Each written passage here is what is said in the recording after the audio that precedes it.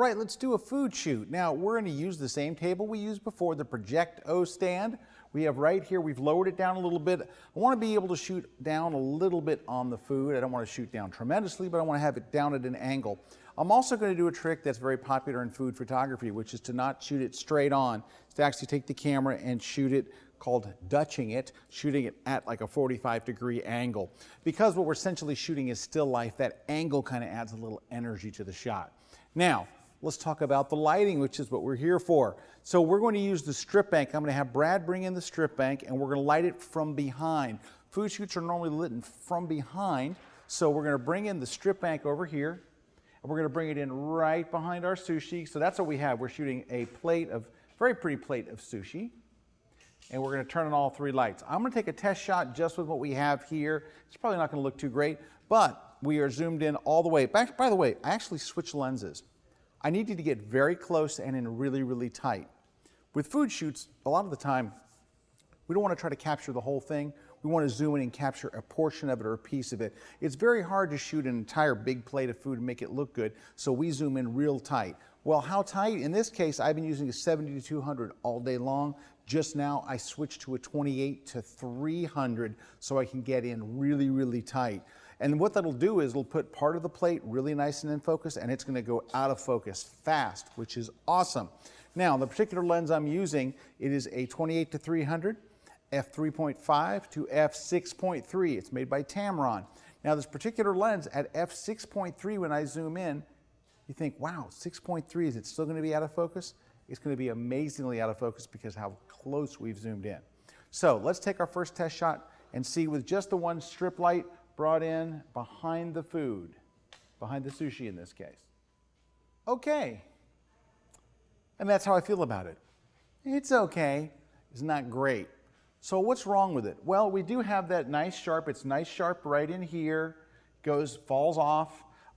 We often like to overexpose food shots, like make them really, really bright. I don't mean like clipping and all, but I mean like we overexpose. So on my camera, I've gone to exposure compensation and I've increased it by 1 stop. So it's a little bit brighter, but that's not the big problem. The big problem is all these shadow areas are in here. It doesn't look very appetizing to see these dark areas. So that's why we have a second light. But this one we don't need quite as bright or quite as full. We're going to bring it in here. Go ahead and flick on just one of the lights so they can see the difference. Let's just shoot with one and see what the difference is. Wow, even that one made quite a difference. Look at the shadows and the difference as I go back and forth between the first and the second. So really, the main light in this shot is the backlight. The secondary light, the fill light, just kind of filling in the shadows, is the giant softbox. So take a look, and that's quite a difference from there to there. Now, I got another trick to give you, and this trick comes in really, really handy. We're going to go to well, I'm not going to make you go there, but we went to a pharmacy, right? Local, like a CVS or Walgreens or one of those places, and we got a mirror. And this is the kind of like a cosmetic mirror. Here we go. It just was handed to me mysteriously off stage. So it's just a little rotating. This is the key thing. It has to be able to rotate like this. And it's got a 3 times magnification on one side and the normal magnification on the other. We're going to use this to bounce some of the light back in any place where we see a little shadow area. And why this works so well is because we're using continuous lights. So I'm going to come around here, and I'm going to place this, and I'm looking at my sushi, and I can actually, as I move this back and forth, you will see a little light go right across the image. So I'm trying to just fill a little light in here, maybe right there.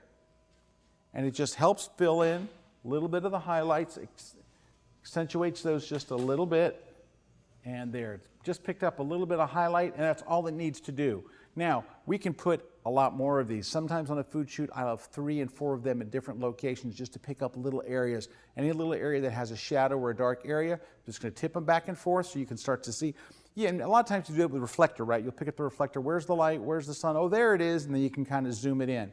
We do the same thing there. We just rock it back and forth until you see the light, and you're good to go. Guys, I hope you found this helpful. I hope this kind of opened your eyes to the power and the flexibility of continuous lighting. I've been using it for years. I've loved it for years for the very reasons that I hope you saw inside of this class. So thank you to Westcott for letting me do this, and thank you to everybody. Thanks to our models, thanks to our stunt sushi that stood in there for us while we took pictures, and thanks to you guys for watching.